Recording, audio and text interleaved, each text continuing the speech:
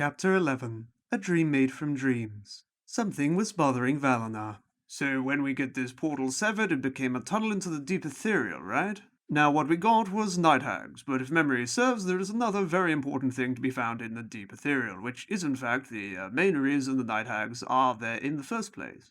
Glad as always for my players' interest in all things cosmological. The D&D cosmology has always been one of my favorite subjects, and knowing the guy has a big bonus to his knowledge roll, I let him go through with it. Dreams! According to some sages, somewhere in the farthest fathom of the deep ethereal lies the region of dreams, where everything concocted by the minds of those who sleep takes form. All of this, twisted towers, impossible animals, multicolored forests, I'd say. Hold on, says Hassan, looking around. If I get where you're going, and I usually do, are you suggesting all this stuff is made out of dreams? Essentially, yes. And where do they come from? At this point in the story, you know that Hassan never asks something like this out of curiosity. From anyone dreaming them. The legends tell that when we dream, those things that exist in our heads literally exist in the plane of dreams. Hey, Dungeon Master, goes Hassan. Tell me something. Could a dream, hypothetically, materialize into something real? Very hypothetically, of course. Don't ask me that, ask the priest. Hey, priest, same question. No metagaming, I go. Hassan asks the same question I just asked him, but with a Katapeshi accent. After some rolls, some private talking with the priest, who often tells me to just give him information through notes since he loved withholding important information in order to use it whenever it is more dramatically appropriate, and a lengthy exposition on the cosmological nature of dreams and how could they, potentially, be made of elemental matter instead of ether, the player behind Hassan stands up from his seat. Guys, do I really need to say it? Who dreams these things and how do we get to them? That was the subject of the rest of the session and a good part of the next. Also, there was the question of why did Vorgok experience such sudden cravings of random food? Why did he feel the extreme necessity of swimming in lakes he had never seen? Or why on earth did he break into tears from one moment to another when he remembered his long-dead sister, when he didn't even have a sister to begin with? But as with all things Vorgok, the party had learned to ignore most of the weird stuff unless it had an impact on his capacity to murder things with his bare hands. After a good while of telling them, well, you can try, but you don't really get any meaningful information, Valinor had an idea I was expecting someone would have. I need to contact Irina. These hags must have some kind of method of tracking dreams back to their owners.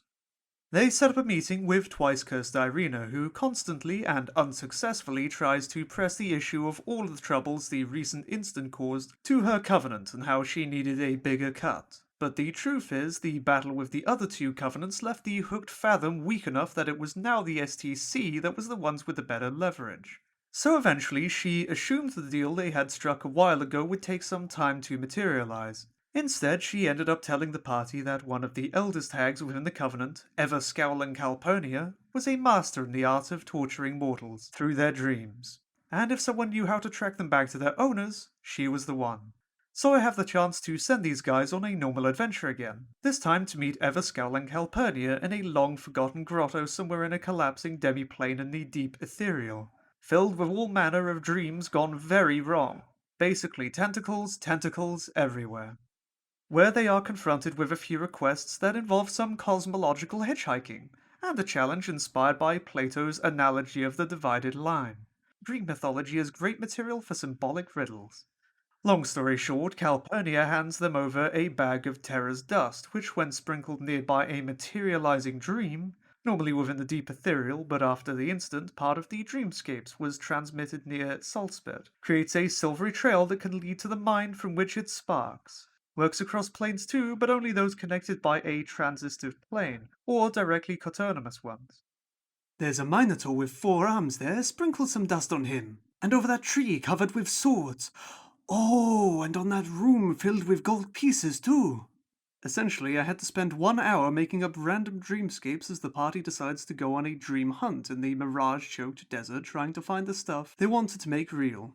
A dreamscape, which is a region of space where dreams take form when remaining in existence for long enough, meaning the people dreaming its contents do so for extended periods of time, can materialize. Since this normally only happens in the deep ethereal, the results very rarely have any sort of impact in the multiverse. besides from some abominations made of ether and the like. But if for some reason a dreamscape formed in a planar locale containing actual elemental matter, well, that's another thing. As it can be guessed, their plan was to find the owners of these interesting dreams and manage to keep them dreaming for long enough for these things to materialize. The Saltspit dreamscape was filled with all manner of odd, amazing, and terrifying things, as dreams and nightmares often are.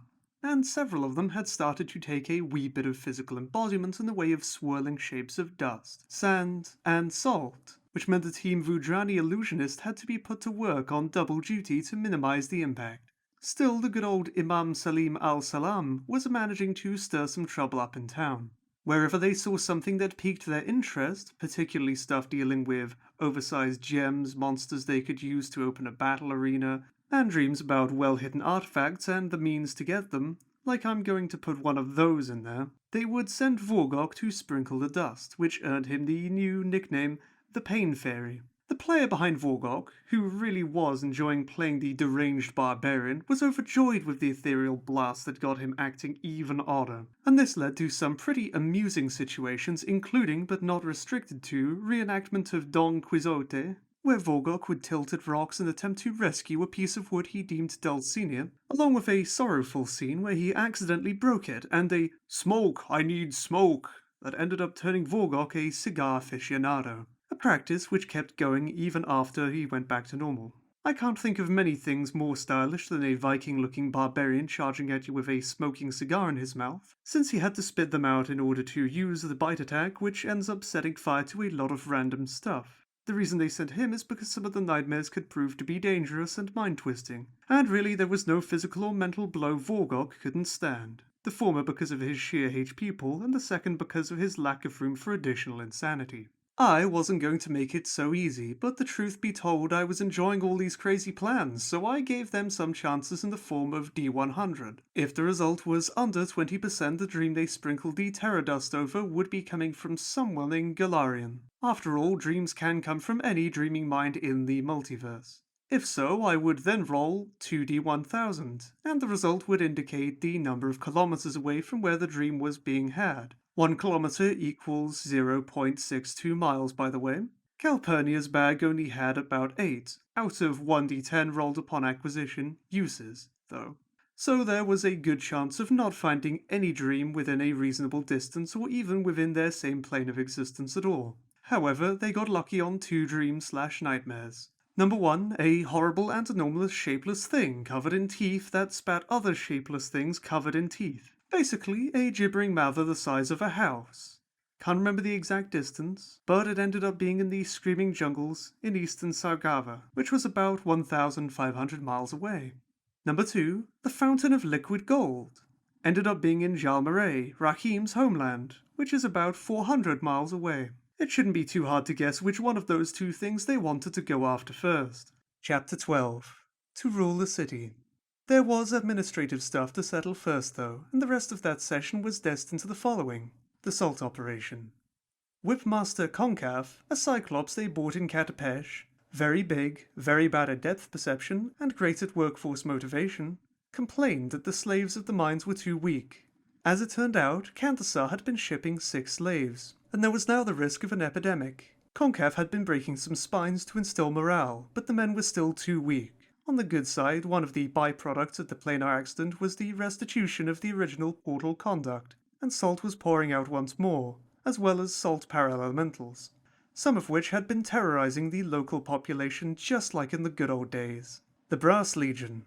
Hranth, the orphan in charge of handling the 50-some mercenaries, demanded better living conditions for his men. Among other things, he wanted an increase in 6 copper pieces per day of work for each of his men, private latrines. The Saltspit shithouses, the public latrines set up in the early days of the city, were infamous for being so foul that some people literally died due to the noxious gases while using them, and a right to 1 harlot each week for every man that would be chosen from any of the city's wenching houses.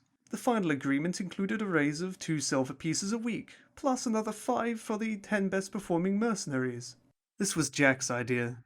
The performance would be determined through a system where all the mercenaries would be divided between the 4 districts of Saltspit in which they operated. Northern Saltspit, the Bazaar, the area where most of the commercial activity took place, the Ledge, the side of the town that was next to the mine, and the Pit of Prostitutes, the area of Saltspit where gambling and drinking, but mostly wenching, happened, and the turf of Mahad al-Sharigan, where the local populace would vote for those members of the Legion they considered had done a good job. What, he's a bard? And a musician slash indie movie maker in real life. Sharp thinking about these things is not his forte. This soon spiraled into an epidemic of leg breaking, house burning, and assisted suicides, all in the name of sound, healthy democracy, of course. The rest of the agreement went on about the private latrines. 8 would be built, 2 in each district. The Brass Legion would be in charge of upkeep, though, which essentially meant they would bully the locals for it or drown them in crap. And the wenches. The last part caused some friction, since Vorgok, who as previously mentioned had the right of prima nocta for every new wench in Saltspit, had become very attached to the harlot community, and in fact was quite well received by them, and he refused to diminish them so much. In the end, though, Haranth was inflexible about his men's necessities, and it was settled that 3 wenches would be sent each night to the Legion's headquarters in the bazaar, generously provided by El Sharagen's Pavilion of Pleasure. But the men would have to share them. City planning. Saltspit had grown indeed. Nearly 6,000 people lived there, and more kept coming, making it the 3rd largest settlement in the region, after Ketapesh, around 200,000, and Okeno, around 13,000. It had also grown into a full-fledged trading nexus, with all the wealth produced directly or indirectly by the STC spilling over to hundreds of other business activities. Did I mention the excellent state of the wenching industry? With caravans going in and out non-stop, carrying all sorts of goods, from Cathenian silk to Thuvian wine, Nexian glowstones, and black powder from Alkenstar, slaves from Katapesh, and even the occasional load of tobacco from the unknown reaches of South Garund. All this prosperity, however, was starting to cause more than one headache. Magistrate Kamal al-Kafesh had recently been dispatched from Katapesh to sort out the urban status of Saltspit. Was it a city? Did it recognize the primacy of the Pact Masters and the Pact Brokers? Did it abide by the highly flexible Katapeshi legal system? Was trade being protected? Who handled crime? Where were the criminals being sent? And along, etc. You can't just make a city out of nowhere and expect things to take care of themselves, were the magistrate's words, and Katapesh was demanding proper recognition of authority, and Al-Kafesh had been instructed to assist the local de facto governing body, the Saltspit Trading Company, in the proper organization of the city. Districts have to be regulated, main streets named, public buildings designated. Far more concerned with a fountain that sprang liquid gold, Hassan basically waved him off, saying, Magistrate, you can take as much gold as the strongest man can carry out of our vaults in exchange for taking care of this whole situation. Hold on, interrupted Rakim. This is important. Saltspit is our center of operations. We can't just handwave its administration. What we need here is a city council. Eventually, after some talking, the party agreed to Rakim's idea. They would form a city council drawn from people they could trust, which would be given the responsibility of managing the day-to-day aspects of Saltspit. In the end, they decided to summon El Schoengen, the local kingpin, to be in charge of all things commercial. Nidoros, a priest from the Church of Desna that was a good friend of the party, specifically after they saved him from a cult of man-eaters when they were level 2, although they were the ones that got him kidnapped by accident in the first place, to take care of social dispositions. The man was a gifted public speaker, although the bite marks and bit-off arm he featured forced him to wear robes and a silver mask. Think of the King of Jerusalem in Kingdom of Heaven, but instead of leprosy, add cannibalism.